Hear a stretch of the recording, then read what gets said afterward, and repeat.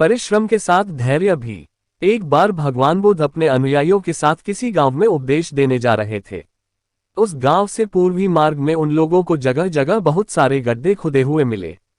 बुद्ध के एक शिष्य ने उन गड्ढों को देखकर जिज्ञासा प्रकट की, आखिर इस तरह गड्ढे का खुदे होने का तात्पर्य क्या है। बुद्ध बोले, पानी की तलाश में किसी व्यक्ति ने इतने गड्ढे खोदे हैं। यदि वह धैर्यपूर्वक एक ही स्थान पर गड्ढा खोदता तो उसे पानी अवश्य मिल जाता, पर वह थोड़ी देर गड्ढा खोदता और पानी न मिलने पर दूसरा गड्ढा खोदना शुरू कर देता। व्यक्ति को परिश्रम करने के साथ धैर्य भी रखना चाहिए। बुद्ध, आम और बच्चे। गौतम बुद्ध किसी उपवन में विश्राम कर रहे थे। तभी बच्चों का एक झुंड आया और पेड़ पर पत्थर मारकर आम गिराने लगा। एक पत्थर बुद्ध के सर पर लगा और उससे खून बहने लगा। बुद्ध की आंखों में आंसू आ गए। बच्चों ने देखा तो भयभीत हो गए। उन्हें लगा कि अब बुद्ध उन्हें भला बुरा कहेंगे। बच्चों ने उनके चरण पकड़ लिए और उनसे क्षमा याचना करने लगे। उनमें से एक बच्चे ने कहा, हमसे बड़ी भूल हो गई है, मेरी वजह से आपको पत्थर लगा और आपके आंसू आ गए।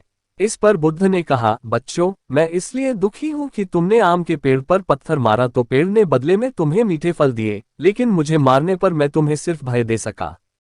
अमृत की खेती। एक बार भगवान बुद्ध भिक्षा के लिए एक किसान के यहाँ पहुंचे। तथागत को भिक्षा के लिए आया देखकर किसान उपेक्षा से बोला, श्रमण, मैं हल जोतता हूँ और तब खाता हूँ, तुम्हें भी हल जोतना और बीज बोना चाहिए और तब खाना खाना चाहिए।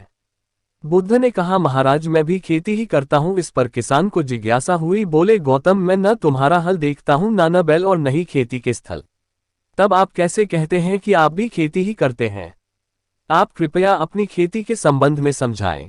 बुद्ध ने कहा, महाराज, मेरे पास श्रद्धा का बीज, तपस्या रूपी वर्षा, प्रजा रूपी जोत और हल है, पापभीरुता का दंड है, विचार रूपी रस्सी है, स्मृति और जागरूकता रूपी हल की फाल और पेनी है। मैं वचन और कर्म में संयत रहता हूँ। मैं अपनी इस खेती को बेकार घास से मुक्त रखता हूँ और आनंद की फसल काट लेने तक प्रयत्नशील रहने वाला हूँ। अप्रमाद मेरा बैल ही, जो बाधाएं देखकर भी पीछे मुंह नहीं मोड़ता है। वह मुझे सीधा शांति धाम तक ले जाता है। इस प्रकार मैं अमृत की खेती करता हूँ। मृत्यु के उपरांत क्या? एक बार बुद्ध से मलुक्य पुत्र ने पूछा, भगवान, आपने आज तक ये नहीं बताया कि मृत्यु के उपरांत क्या होता है।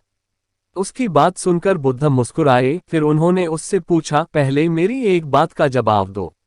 अगर कोई व्यक्ति कहीं जा रहा हो और अचानक कहीं से आकर उसके शरीर में एक विषबुझा बाण घुस जाए तो उसे क्या करना चाहिए? पहले शरीर में घुसे बाण को हटाना ठीक रहेगा या फिर देखना कि बाण किधर से आया है और किसे लक्ष्य कर मारा गया है? मलुक्य पुत्र ने कहा, पहले तो शरीर में घुसे बाण को तुरंत निकालना चाहिए, अन्यथा विष पूरे शरीर में फैल जाएगा। बुद्ध ने कहा, बिल्कुल ठीक कहा तुमने। अब ये बताओ कि पहले इस जीवन के दुखों के निवारण का उपाय किया जाए या मृत्यु की बातों के बारे में सोचा जाए? मलुक्य पुत्र अब समझ चुका था और उसकी जिज्ञासा शांत हो गई। बुद्ध ने कहा, सबका हित करो। एक दिन एक व्यक्ति बुद्ध के पास पहुंचा। वह बहुत अधिक तनाव में था। अनेक प्रश्न उसके दिमाग में घूम घूम कर उसे परेशान कर रहे थे, जैसे आत्मा क्या है? आदमी मृत्यु के बाद कहाँ जाता है? सृष्टि का निर्माता कौन है? स्वर्ग नरक की अवधारणा कहाँ तक सच है और ईश्वर है या नहीं? उसे इन प्रश्नों के उत्तर नहीं मिल रहे थे। जब वह बुद्ध के पास पहुंचा तो उसने देखा कि बुद्ध को कई लोग घेर कर बैठे हैं। बुद्ध उन सभी के प्रश्नों व जिज्ञासाओं का समाधान अत्यंत सहज भाव से कर रहे हैं। काफी देर तक ये क्रम चलता रहा, किंतु बुद्ध धैर्यपूर्वक हर एक को संतुष्ट करते रहे। बेचारा व्यक्ति वहां का हाल देखकर परेशान हो गया। उसने सोचा कि इन्हें दुनियादारी के मामलों में पड़ने से क्या लाभ। अपना भगवत भजन करें और बुनियादी समस्याओं से ग्रस्त इन लोगों को भगाएं।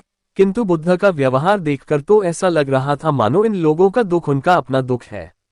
आखिर उस व्यक्ति ने पूछ ही लिया, महाराज, आपको इन सांसारिक बातों से क्या लेना देना? बुद्ध बोले, मैं ज्ञानी नहीं हूँ और इंसान हूँ। वैसे भी वह ज्ञान किस काम का, जो इतना घमंडी और आत्मकेंद्रित हो कि अपने अतिरिक्त दूसरे की चिंता ही न कर सके। ऐसा ज्ञान तो अज्ञान से भी बुरा है। बुद्ध की बातें सुनकर व्यक्ति की उलझन दूर हो गई। उस दिन से उसकी सोच व आचरण दोनों बदल गए। कथा का सार यह है कि ज्ञान तभी सार्थक होता है जब वह लोक कल्याण में संलग्न हो। बुद्ध ने युवक को सत्संग का महत्व समझाया। महात्मा बुद्ध एक गांव में ठहरे हुए थे। वे प्रतिदिन शाम को वहां पर सत्संग करते थे। भक्तों की भीड़ होती थी क्योंकि उनके प्रवचनों से जीवन को सही दिशा बोध प्राप्त होता था। बुद्ध की वाणी में गजब का जादू था। उनके शब्द श्रोता के दिल में उतर जाते थे। एक युवक प्रतिदिन बुद्ध का प्रवचन सुनता था। एक दिन जब प्रवचन समाप्त हो गए तो वह बुद्ध के पास गया और बोला, महाराज, मैं काफी दिनों से आपके प्रवचन सुन रहा हूं, किंतु यहाँ से जाने के बाद मैं अपने गृहस्थ जीवन में वैसा सदाचरण नहीं कर पाता जैसा यहाँ से सुनकर जाता हूँ। इससे सत्संग के महत्व पर शंका भी होने लगती है। बताए, मैं क्या करूं? बुद्ध ने युवक को बांस की एक टोकरी देते हुए उसमें पानी भरकर लाने के लिए कहा। युवक टोकरी में जल भरने में असफल रहा। बुद्ध ने ये कार्य निरंतर जारी रखने के लिए कहा।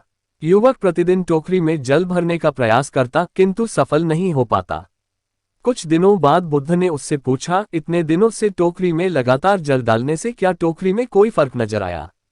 उद्धरण चिन्ह। युवक बोला, एक फर्क जरूर नजर आया है। पहले टोकरी के साथ मिट्टी जमा होती थी, अब वह साफ दिखाई देती है। कोई गंदगी नहीं दिखाई देती है और इसके छेद पहले जितने बड़े नहीं रह गए, वे बहुत छोटे हो गए हैं। तब बुद्ध ने उसे समझाया, यदि इसी तरह उसे पानी में निरंतर डालते रहोगे तो कुछ ही दिनों में ये छेद फूलकर बंद हो जाएंगे और टोकरी में पानी भर पाओगे।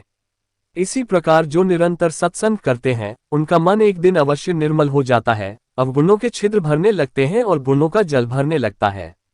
युवक ने बुद्ध से अपनी समस्या का समाधान पा लिया। निरंतर सत्संग से दुर्जन भी सज्जन हो जाते हैं, क्योंकि महापुरुषों की पवित्र वाणी उनके मानसिक विकारों को दूर कर उनमें सद्विचारों का आलोक प्रसारित कर देती है। बुद्ध की शिक्षा से मेहनत सफल हुई। एक आदमी को बुद्ध ने सुझाव दिया कि दूर से पानी लाते हो, क्यों नहीं अपने घर के पास एक कुआं खोद लेते? हमेशा के लिए पानी की समस्या से छुटकारा मिल जाएगा। सलाह मानकर उस आदमी ने कुआं खोदना शुरू किया, लेकिन 7-8 फीट खोदने के बाद उसे पानी तो क्या, गीली मिट्टी का भी चिन्ह नहीं मिला। उसने वह जगह छोड़कर दूसरी जगह खुदाई शुरू की, लेकिन 10 फीट खोदने के बाद भी उसमें पानी नहीं निकला। उसने फिर तीसरी जगह कुआं खोदना शुरू किया, लेकिन यहाँ भी उसे निराशा ही हाथ लगी। इस क्रम में उसने 8-10 फीट के 10 कुएं खोद डाले, लेकिन पानी कहीं नहीं मिला। वह निराश होकर बुद्ध के पास गया। उसने बुद्ध को बताया कि मैंने 10 कुएं खोद डाले, मगर पानी एक में भी नहीं निकला। बुद्ध को आश्चर्य हुआ। वे स्वयं चलकर उस स्थान पर आए जहां उसने 10 गड्ढे खोदे हुए थे। बुद्ध ने उन गड्ढों की गहराई देखी और सारा माजरा समझ गए।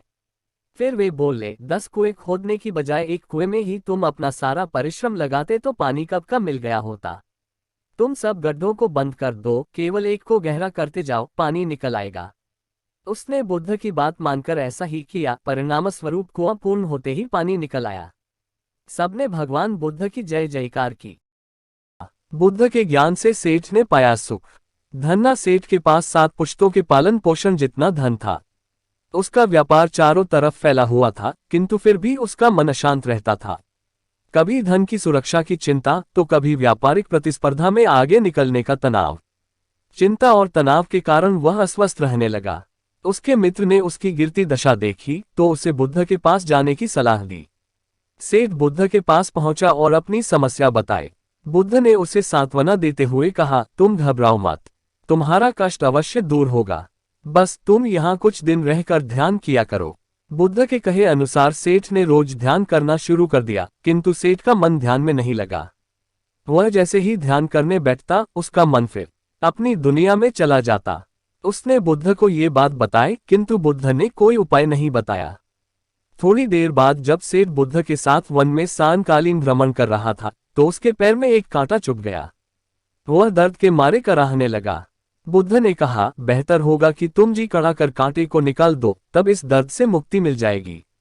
सेठ ने मन कड़ा कर कांटा निकाल दिया। उसे चैन मिल गया। तब बुद्ध ने उसे समझाया, ऐसे ही लोभ, मोह, क्रोध, घमंड व द्वेष के कांटे तुम्हारे मन में गड़े हैं। जब तक अपने मन की संकल्प शक्ति से उन्हें नहीं निकालोगे, अशांत ही रहोगे। सेठ का अज्ञान बुद्ध के इन शब्दों से दूर हो गया और उसने निर्मल हृदय की राह पकड़ ली। अपनी कुप्रवृत्तियों से मुक्ति के लिए संकल्पबद्धता अनिवार्य है। जब तक व्यक्ति दृढ़ निश्चय न कर ले, वह अपनी गलत आदतों से मुक्त नहीं हो सकता। बुद्ध की शिक्षा से गांव का उद्धार हुआ। एक युवक ने बुद्ध से आकर कहा, मेरा गांव अशिक्षित है। मैं अपने परिवार से झगड़कर थोड़ा बहुत पढ़ पाया हूँ। आगे और पढ़ना चाहता हूँ, किंतु सभी रोक रहे हैं। घर के लोग सोचते हैं कि खेती में खूब पैसा है और उसके लिए किसी शिक्षा की आवश्यकता नहीं है। यही सोच गांव वालों की भी है। कृपया आप मेरे गांव चलकर वहां शिक्षा का प्रसार करवाए। बुद्ध युवक की बात मानकर गांव आ गए। धर्मभीरू ग्रामीणों ने बुद्ध का सत्कार किया और रोज उनके प्रवचन सुनने आने लगे। बुद्ध जब भी शिक्षा का महत्व बताते, ग्रामीण विरोधी मत रखते। एक दिन एक महिला अपने 5 साल के बच्चे के लिए पूछने लगी कि उसे किस उम्र से शिक्षा दिलवाएं। तब बुद्ध ने समझाया कि तुम्हें तो 5 वर्ष पूर्व उसकी शिक्षा शुरू कर देनी थी। उसे क्या खाना है, क्या नहीं, कैसे वह क्या बोलना है आदि बातें शुरू से सिखाओगी, तभी तो वह अपना उचित ख्याल रख सकेगा। बुद्ध की यह बात महिला सहित सभी ग्रामीणों को समझ में आ गई। उन्होंने अपने बच्चों को विद्यालय भेजना शुरू किया। ये समय वर्षा का था। युवक ने लोगों को जल संग्रहण की तकनीक बताई। अधिकांश ने उपहास किया, किंतु युवक अपना काम करता रहा। बुद्ध का सहयोग प्राप्त था, इसलिए किसी ने उसका खुलकर विरोध नहीं किया। जब गर्मी में भीषण जल संकट के कारण फसलें सूखने लगीं, तो युवक ने कुएं खुदवाए, जिनमें जल संग्रहण की तकनीक के कारण खूब पानी निकला। ग्रामीण अब शिक्षा का महत्व समझ चुके थे। धीरे धीरे संपूर्ण गांव शिक्षित हो गया। ज्ञान हर उम्र में अर्जित किया जा सकता है। यही ज्ञान हमें जीवन में आने वाली समस्याओं के समाधान की राह सुझाता है। ऐसे वीडियो पाने के लिए मेरे चैनल को लाइक और सब्सक्राइब करो। आपका दिन मंगलमय हो। धन्यवाद।